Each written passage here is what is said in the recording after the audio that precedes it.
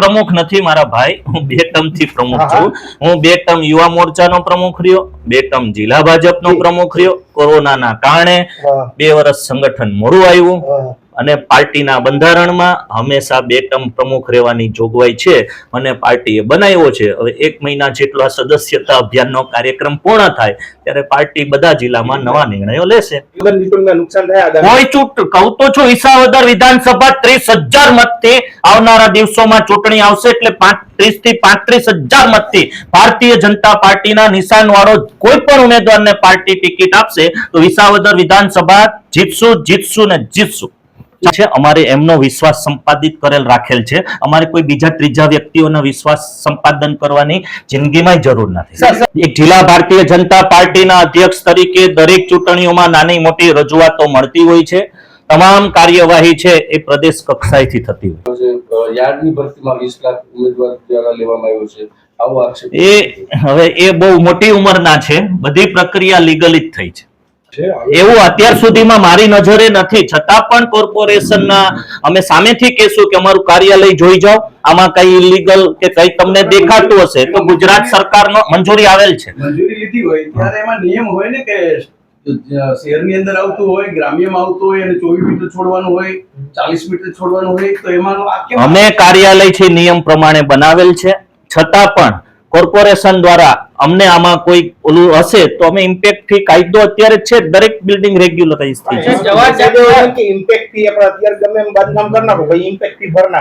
ના, એ તો આજે પ્રશ્ન ઉઠાવવામાં આવ્યો છે. 2017 માં કાર્યાલયનું નિર્માણ થયેલ છે. 2017 ક્યાં અને આજે 2024 ક્યાં? 2017 ની ચૂંટણીમાં કે 2017 માં પોતે કોંગ્રેસમાં લડતા હતા ત્યારે પણ જે છે ભાજપની વિરુદ્ધ એમાં આગેવાનોના નામ આપ્યા છે આપના એની ત્યારે જે છે 2017 ની બાબતની હોય કે 2000 કોઈ લેટર બાબતે હું કઈ કહેવા માંગતો નથી. પછી કનુભાઈ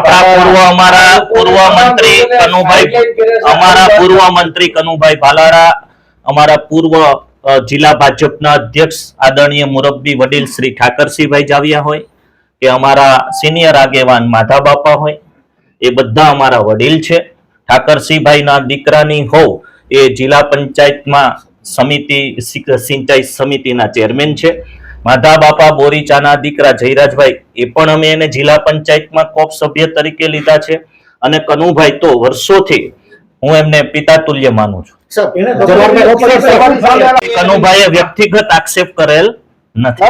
2-3 દિવસથી પત્રક વ્યવહાર કરે છે, આવી રીતે વાયરલ કરે છે, તો એને તમે પક્ષ વિરોધ કઈ કહેવા માંગતા જ નથી. અમારે જે જવાબ અત્યારે આપવાના હતા એ બધા જાણે છે, અમારા પ્રદેશ નેતૃત્વ જાણે છે કે કોની પ્રવૃત્તિ શું છે. રિપોર્ટ કરશો એમનો? કોનો? બધું તમારા મારફત બધું પ્રદેશના નેતાઓ જાણે છે. અમારે કોઈ રિપોર્ટ સાંભળો તમે બાબતે અમારે કોઈ રિપોર્ટ કરવાનો નથી. પાર્ટીમાં ક્યાંય એવું અમને કહ્યું નથી કે તમે રિપોર્ટ કરો. અને આટલા મોટો છે પાર્ટીની નજર, આવડી મોટી દેશની વિશ્વની સૌથી મોટી પાર્ટી છે. ગુજરાતમાં પણ ભારતીય જનતા પાર્ટીનું સંગઠન જોરદાર છે. અત્યારે અમારું ફોકસ તો માત્ર ને માત્ર સદસ્યતા અભિયાનમાં ભારતીય જનતા પાર્ટીના વધારેમાં વધારે લોકો સદસ્ય બને એ માટે.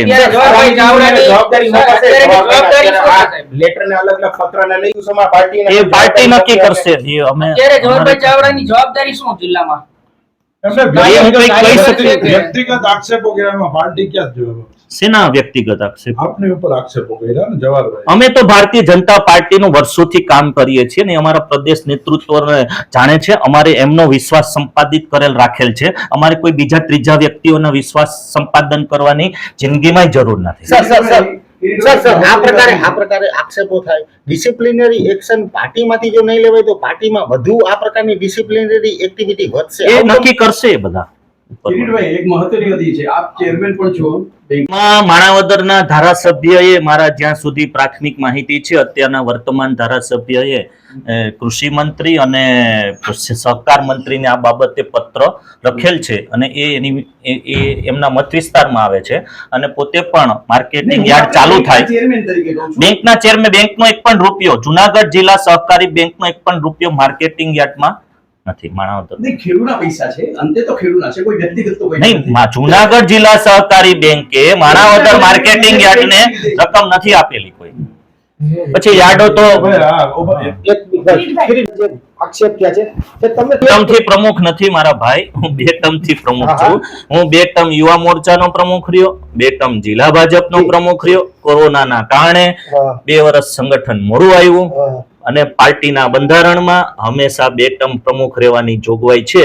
મને પાર્ટીએ બનાવ્યો છે. હવે 1 મહિના જેટલો આ સદસ્યતા અભિયાનનો કાર્યક્રમ પૂર્ણ થાય ત્યારે પાર્ટી બધા જિલ્લામાં નવા નિર્ણયો લેશે. હમણાં જ મને નીતિનનો ફોન આવ્યો કે મારે શું જવાબ આપવો તમે આપી દેજો. 2017 પણ ભારતીય જનતા પાર્ટીએ નીતિનને ફળદુને ટિકિટ આપી હતી અને મારો ખાસ મિત્ર છે. જવાહરભાઈ ચાવડાના પત્ર સામે હાલના આપના જ કાર્યકર્તાઓ છે તે મીડિયા સમક્ષ ખુલીને આવે છે, તો આપના દ્વારા કોઈ રોક લગાવવામાં આવી કે આપના દ્વારા જ કહેવામાં આવે? નહીં સમજો નહીં. આપના જે કાર્યકર્તાઓ હોય એ દિનેશભાઈ, ભારતીય જનતા પાર્ટીના કાર્યકર્તાઓને થાય તો 2 શબ્દ પોતાની વાણી સામે રાખી શકે, એમાં કોઈ એક ધારો મારો ચાલ્યો છે કિરીટભાઈ, એ અમારા દ્વારા કોઈ સૂચના નથી. એક ધારો મારો ચાલે છે કિરીટભાઈ. પાર્ટીનું નુકસાન કેટલું છે? વ્યક્તિગત ઓફિસની વાત જ નથી. માપણી કરે એ તો કોર્પોરેશનમાં ક્યાંય કોઈ છાપામાં આવ્યું હોય તો કરતા હોય. મારે તો લીગલી બીયુ પરમિશન છે. અમે જે સ્પીચ આપી છે અત્યાર સુધીમાં હમણાં જે બોલ્યા એમાં તમે ક્યાંક ને ક્યાંક એવું સ્વીકાર કરો છો ખરી કે આ જે કાર્યાલય બન્યું છે અથવા તો કૃષ્ણા આર્કેડ જે બન્યું છે એમાં ક્યાંક કોઈ ચૂક થઈ છે? મારા કોઈ અત્યારે ચૂક થઈ નથી. આ બધું છે, આ કાર્યાલયની વાત છે એ તો મારી પોતાની જાગીર નથી. આ ભારતીય જનતા પાર્ટીનું કામ છે અને કોઈ કાર્યકર્તા પોતાની પાર્ટીનું કરતો જ હોય છે, એ પછી ગમે તે પક્ષ હોય.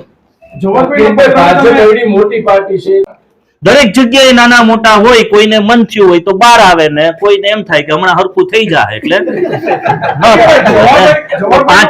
એક ઘરમાં 5 હોય લોકો એ શાંતિથી નથી રહી શકતા. આ તો આખી પાર્ટી આવડી મોટી. બધે આવું છે કિરીટભાઈ, એવું એક હું નથી માનતો, પણ અહીં જ્યાં આવતું હોય જ્યાં હરખું થાય. અને તમને આ જવાહરભાઈનો જે પત્ર છે વ્યક્તિગત ગણો છો કે પક્ષના વિરોધની વાત કરે છે?